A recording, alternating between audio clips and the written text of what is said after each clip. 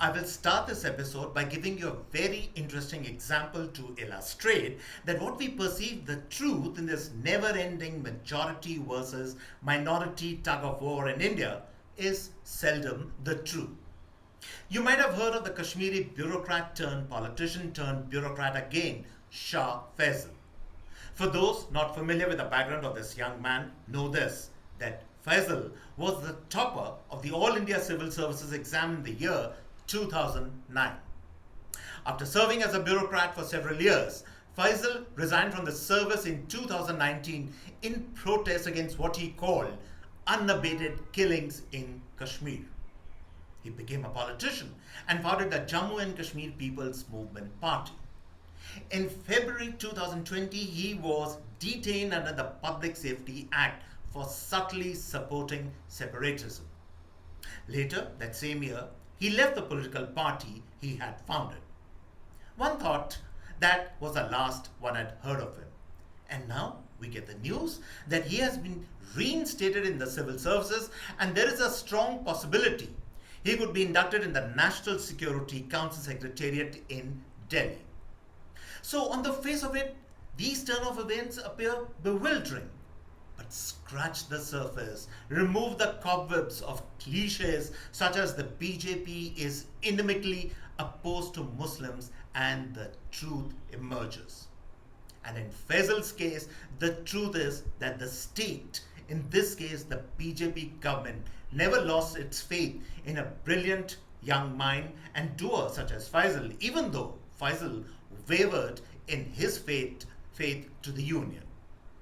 It gave time to Faisal to deal with his own doubts and demons, reconcile with them, and emerge stronger by reimposing his faith in the Republic of India.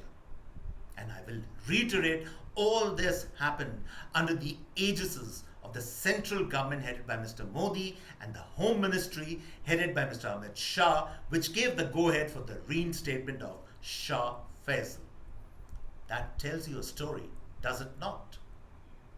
We need to absorb this story to understand what is really happening in the country today between the majority and the minority communities.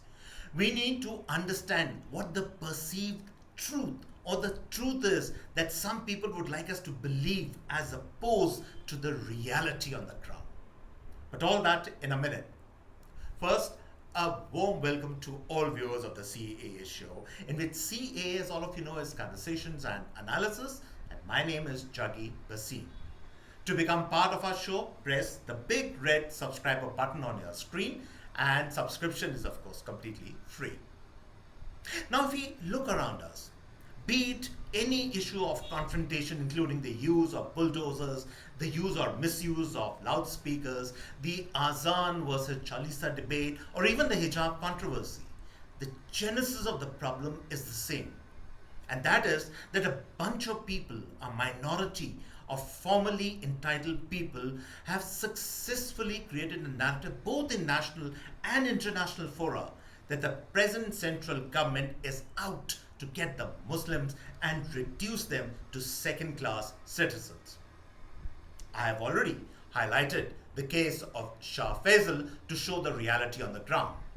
And that reality is completely different from the reality the left liberals, the former Congress Darbar bureaucrats and editor and journalists of the Gandhi court in the country would want us to believe in. A person of merit, irrespective of caste or religion, is not denied in this country. However, the more interesting point in this debate is how did these entrenched fault lines develop in the first place? To understand that, we must go back a bit in history. Nehru, even though he came from an elite class of the majority community, he was at heart a man fixated on minoritism. In his heart, he was a quintessential minority, a man who, unlike his times, unlike the people around him, liked to smoke and drink, develop interesting friendships with interesting international personalities, an internationalist at heart more concerned with world affairs than the rough and dusty hurly-burly of politics and governance back home. Nehru was also a socialist, and socialism by its very definition addresses class divide. Not that India during that time was prosperous by any stretch of the imagination, but the Hindu majority was still a tad little better off than the Muslim minority. So, to keep his socialist credentials intact and shore up his internationalist image as a fair and just man, Nehru's sympathies obviously lay with the Muslim masses. Nehru then, whether wittingly or unwittingly, created a class of the new rulers of India who were defined by the following attributes. Their sympathies lay, or at least their verbal sympathies, lay with the Muslim minority. This class grew up in denial of its Hindu roots, culture, and tradition. The way forward for them was a just, equal socialist path, but tempered with Western upbringing and the enjoyment of all the goodies and the perks, the job opportunities, the UN postings, and the scholarships that the West could offer. It was a good life. Offer lip sympathy to the Muslim minority, if not much else. Blow the socialist bugle and travel business class to the West and enjoy all the West had to offer.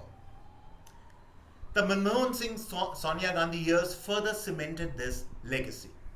The point that escapes most observers is that both Manmohan Singh and Sonia Gandhi were minorities ruling over a Hindu majority country. How could they even begin to understand what the average Hindu on the street wanted? Manmohan Singh even went to the extent of stating his policy objective, that the resources of the country would be first given to the minority before anyone else. What for me is shocking is that in Hindu majority India, this state of affairs continued for decades till Modi came in 2014 and broke the wheel. He dismantled his ruling class, charmingly called by some as Lutyens Delhi or the Khan Market Gang. But on a more serious note, Modi gave neglected Hinduism its due and recognition and introduced the new thinking in the body politic of the country that the Hindu need not be ashamed of his legacy or heritage. The process of empowerment of the majority does not follow, as some want us to believe, in the emasculation of the minority. The case of Shah Faisal is case in point. But this narrative obviously does not sit well with the left liberal, who for decades after feeding of the lay of the land is now being forced to hunt for berries alone in the forest. Hindu-Muslim fault lines have always existed in the country for centuries, but their amplification to all and sundry in fever pitch on regular and social media is certainly new. Otherwise, this story is as old as the hills. Some people invited to a feast want the celebration to continue in perpetuity. But when they are denied the pick of the feast or made to stand in a queue, they snarl and show their fangs. That is all that is happening to our left liberal friends. Nothing more or nothing less. And so, on this note, I come to the end of this episode of the CAA show, and I hope you enjoyed this particular episode. If you like our show, do subscribe to us. And on this note, it's goodbye and cheers from my end.